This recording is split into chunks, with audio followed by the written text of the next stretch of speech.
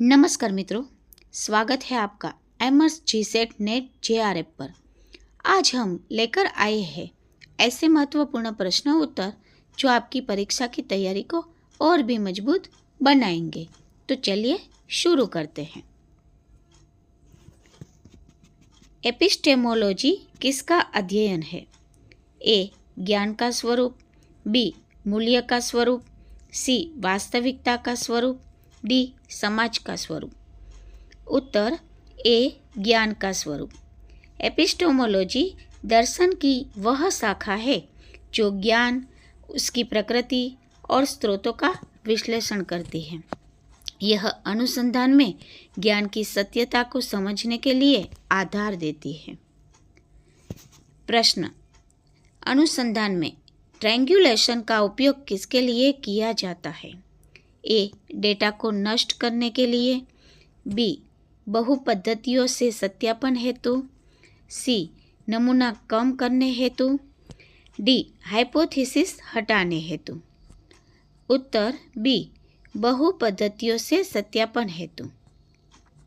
व्याख्या: ट्रायंगुलेशन में अलग अलग स्रोत, उपकरण और विधियां अपनाकर परिणामों की विश्वसनीयता बढ़ाई जाती है।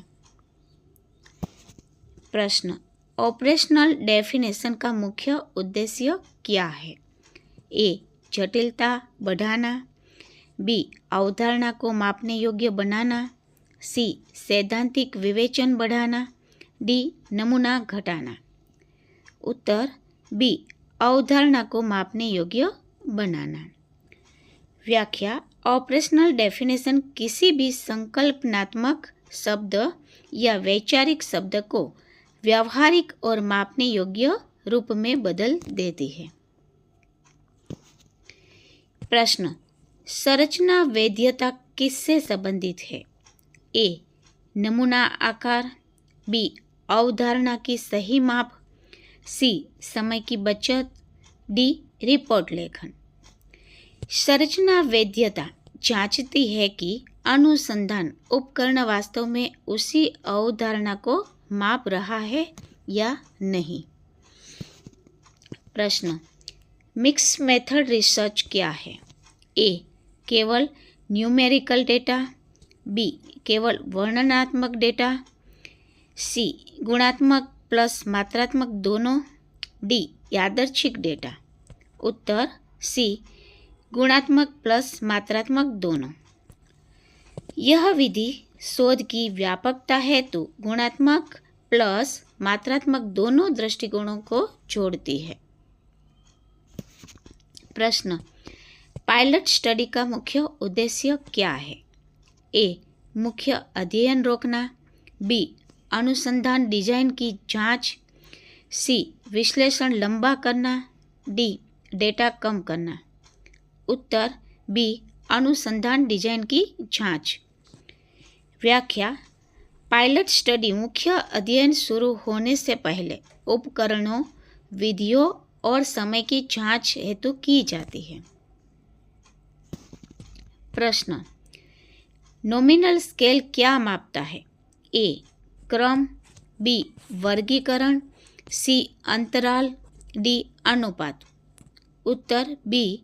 वर्गीकरण।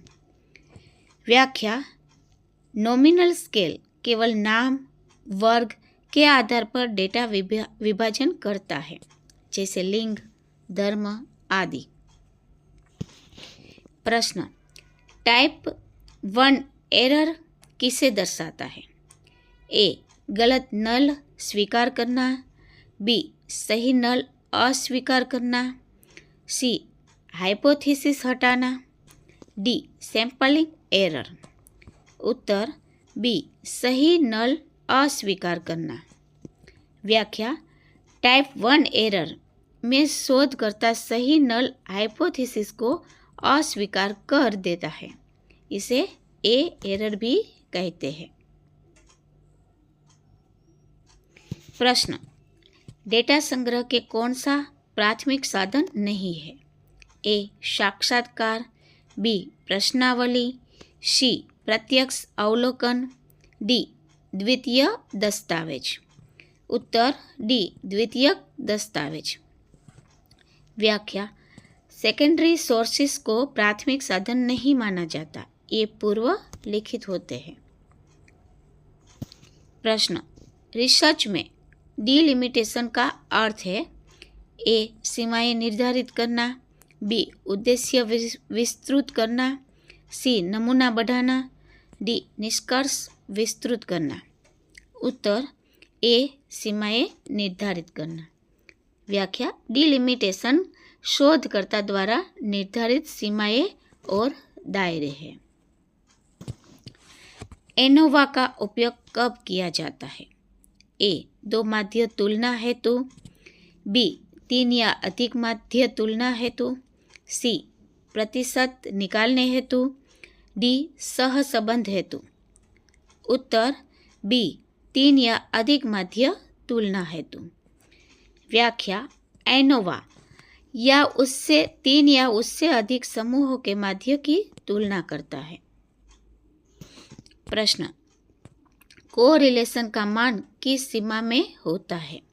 ए 0 से 1, बी -1 से +1, सी -5 से +5, डी 1 से 10।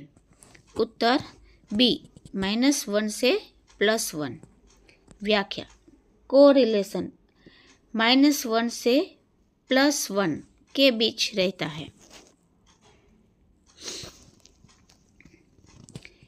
प्रश्न, क्रोनबेक अल्फा क्या मापता है?